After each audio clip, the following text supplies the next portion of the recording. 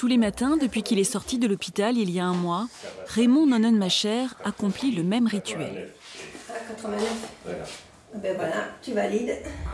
J'expédie. Voilà. Poids, tension, saturation, les appareils sont connectés par Bluetooth à une tablette. C'est son infirmière qui reçoit chaque jour les données. Et c'est fait.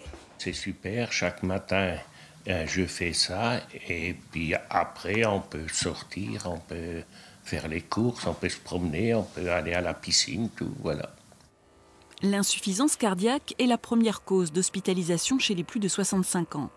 Les patients comme Raymond doivent absolument éviter le syndrome EPOF, EPOF comme essoufflement, poids, œdème et fatigue.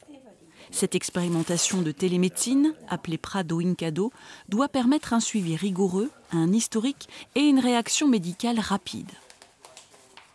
Sur ce graphique, vous voyez à 3 niveaux, vous avez une concentration basse en oxygène qui ça matérialise le fait que le patient a un petit problème probablement respiratoire. Ça va générer une alerte. Et donc, cette alerte va permettre au médecin et à l'infirmière de revenir vers le patient, de vérifier qu'il ne prend pas trop de sel et surtout de réadapter son traitement.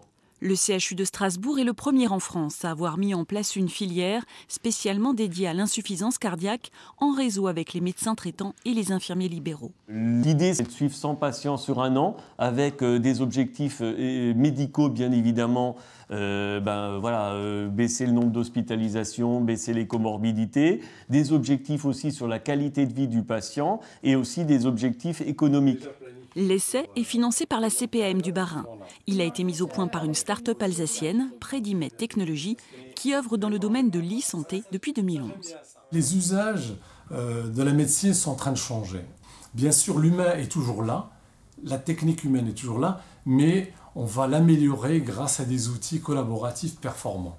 Ainsi, de nouveaux horizons prometteurs s'ouvrent pour d'autres pathologies chroniques. Un programme de télésurveillance est déjà en cours d'élaboration pour les diabétiques.